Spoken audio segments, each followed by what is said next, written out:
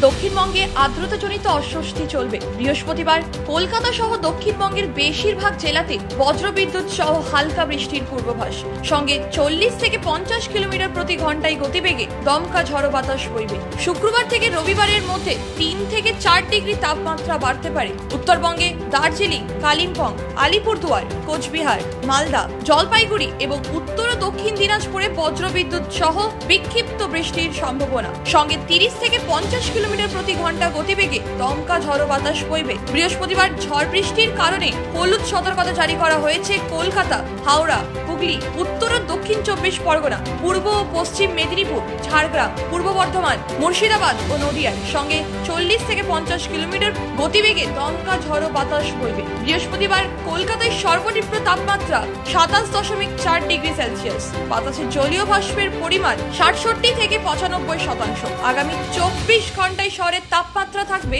27 degree থেকে 34 degree সেলসিয়াসের মধ্যে। Bureau report, খবর বাংলা।